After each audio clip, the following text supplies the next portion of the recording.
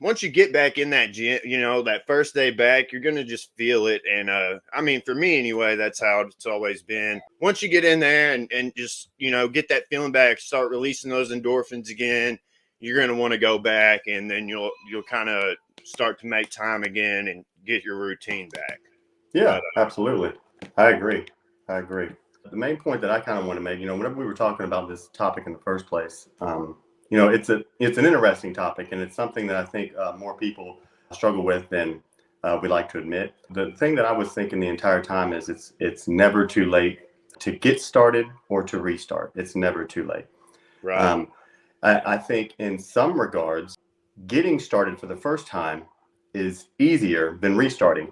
And I'm sure that those who have never been in had a fitness lifestyle or fitness regimen in front of them will probably argue that. They're probably like, whatever, you guys have already started, you know how to do it, blah, blah, blah. And they can make their argument, right? But my argument to that is a restart in some regards is more difficult, because what we tend to do, and I say we, and really I should say me, I've done it to myself. What I tend to do if I take time off for any reason or another is I measure myself against my previous self.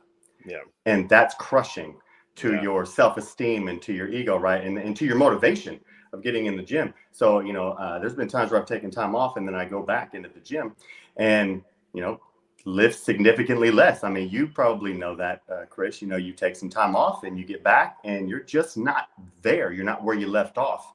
Right. And that to me can crush somebody more, because you're thinking, well, you have something physical you can look to and say, I used to be this. Yeah. Somebody who's starting for the first time doesn't even have that. They have no past experience. They just say, I'm trying to move forward. I'm trying to go from today to tomorrow and be better. Well, whenever I try to restart, I always look back, well, damn it.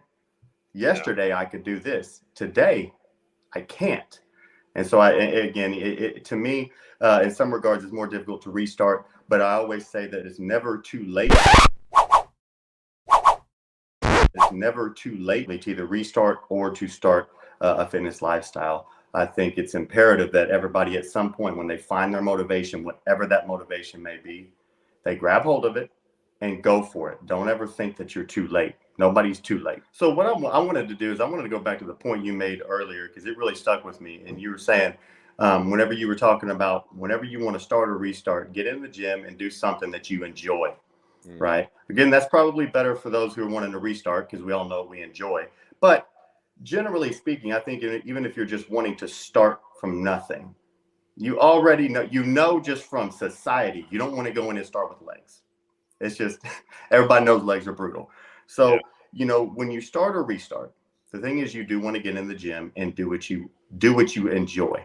That was a good point. And I'll take that even further as to say, even if you are in a fitness regimen, or you have something going, you've been working out for years. I know the old adage is, and I know we like to make fun of folks, and in the whole leg day thing, don't skip legs, never skip legs. We always hear that. We always like to jack with each other. It's a gym bro thing, honestly, because in my opinion, skip leg day. Who gives a shit? Because honestly, whenever we're making fun of each other, that's all we're doing. We're making fun. I'm not really trying to dog you, but honestly, if you want to continue a fitness lifestyle and you want to stay motivated, if legs completely and utterly demotivate you, don't do them.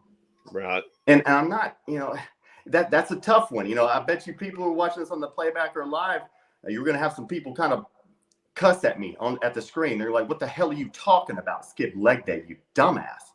But it's really better than not doing anything at all. There you go, Chris. That's exactly my point. If you don't want to do them, don't do them.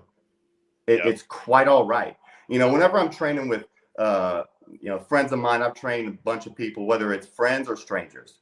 Whenever we're working out together, if we get into the gym and we are not feeling it, we switch. It seems silly to get in the gym and really do something you hate. If you're not feeling it that day, move on. Because trust me, I know from experience, and Chris, you probably do too. You've gotten in the gym and not just leg day. Let's say I've had days where I hated chest. But I love chest most of the time, but I hated chest today. I go in there and I'm going through my chest workout and I'm just not feeling it. I'm pissy. I'm just, the mind muscle connection's not there. There's your problem, because you're out of it mentally. Your motivation's gone. And I've tried to press on through that lift. And when I made it to the end of the lift, it wasn't satisfying. I'm to a degree, I could at least say, okay, man, you got it done. Blah. That's about it. You got it done. But did you really do a good job? No, probably not. You didn't push through. You didn't have the intensity. So I know you've probably had days like that and you push through and they're weak. But anymore, I try to catch myself when I'm having those crappy days and my mind's not there, whether it's legs, chest, buys, tries, shoulders, anything. I try to catch myself and say, man, you're not feeling it. Time for another muscle group and switch it. Yeah. And all of a sudden I'm motivated again. My mind muscle connection's there, and we always tend to switch to something that you like on yourself. Yeah. So like if you love your biceps, you switch to biceps because they're pretty. You're like, yeah, man, these look good. If you love legs, shit, there's some crazy people out there that love legs, Chris. I don't know if you're one of them. I'm not. I'm indifferent on them. I mean, I don't hate legs. I do them because I do have.